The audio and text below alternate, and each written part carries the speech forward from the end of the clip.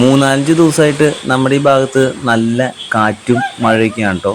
അത്യാവശ്യം നല്ല ശക്തിയായിട്ടുള്ള കാറ്റും കാര്യങ്ങളെല്ലാം വീശുന്നുണ്ട്. നല്ല മഴയും പെയ്യുന്നുണ്ട് കേട്ടോ.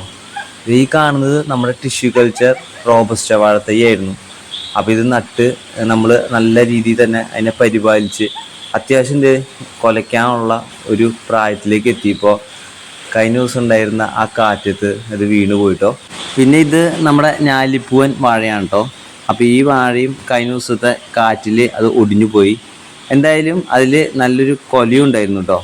അപ്പോൾ നമ്മളത് കൊല സേഫായിട്ട് എത്തിയോ എന്നറിയാൻ വേണ്ടി നമ്മൾ ജസ്റ്റ് ചെന്ന് നോക്കിയതാണ്.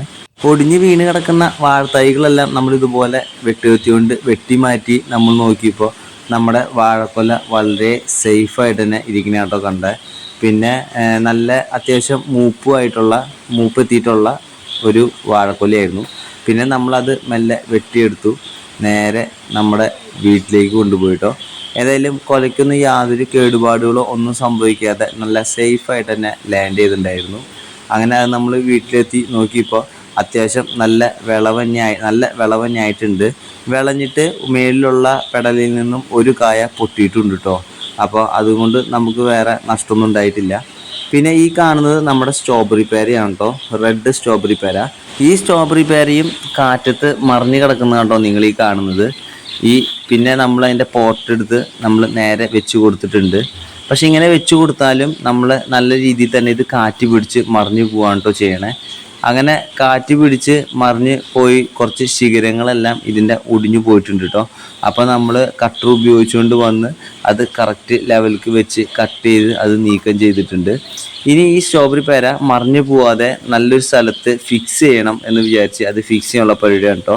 നമ്മുടെ മുറ്റം കെട്ടിത്തിരിച്ചതിൻ്റെ അതിനോട് ചേർത്ത് സൈഡിലായിട്ട് ഒന്ന് മറിഞ്ഞു പോകാത്ത രീതിയിലൊന്ന് സെറ്റ് ചെയ്യാൻ വേണ്ടിയിട്ടുള്ള പരിപാടിയാണ്. അതിനുവേണ്ടി കളകളും കാര്യങ്ങളെല്ലാം നമ്മൾ പറിച്ച് നീക്കം ചെയ്തിട്ട് നമ്മുടെ സ്ട്രോബെറി പേര ഇതുപോലെ സൈഡ് ചേർത്ത് നമ്മൾ സെറ്റ് ചെയ്ത് വെച്ചിട്ടുണ്ട്.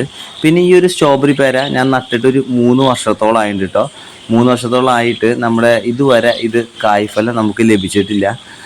ഈ റെഡ് സ്ട്രോബെറി പേര ആരും നട്ടിട്ട് എത്ര നാൾ വേണം ഇത് കായ്ഫലം കിട്ടാൻ എന്ന് അറിയുന്നവരുണ്ടെങ്കിൽ ജസ്റ്റ് നമ്മുടെ വീഡിയോയ്ക്ക് താഴെ ഒന്ന് കമൻറ്റ് ചെയ്ത് ഒന്ന് പറഞ്ഞു തരണേ. അങ്ങനെ ഇതുപോലെ നമ്മുടെ ചട്ടി വെച്ച് നമ്മൾ കല്ല് വെച്ച് ജാമാക്കി അത് സെറ്റ് ചെയ്തു. ഇനി മറിഞ്ഞു പോവില്ല എന്നാണ് വിചാരിക്കുന്നത്. ഈ കാണുന്നത് നമ്മുടെ ജബോട്ടിക്കാബ മരമുന്തിരി അതാണ് കേട്ടോ. അപ്പോൾ അത് നമ്മൾ ചട്ടിയിൽ നട്ടേക്കാണ്. നമ്മുടെ ഈ സ്ട്രോബെറി പേരയുടെ ചോട്ടിൽ നിന്നും നമ്മുടെ ജബോട്ടിക്കാബ മാറ്റിയെടുത്ത് നമ്മൾ ഈ ഒരു സൈഡിലേക്കാക്കി നമ്മൾ വെച്ച് കൊടുത്തിട്ടുണ്ട് കേട്ടോ. അപ്പോൾ ഇന്നത്തെ വീഡിയോ ഇഷ്ടപ്പെട്ട് കഴിഞ്ഞാൽ ഒന്ന് ലൈക്ക് ചെയ്ത് ഒന്ന് സപ്പോർട്ട് ചെയ്യണേ.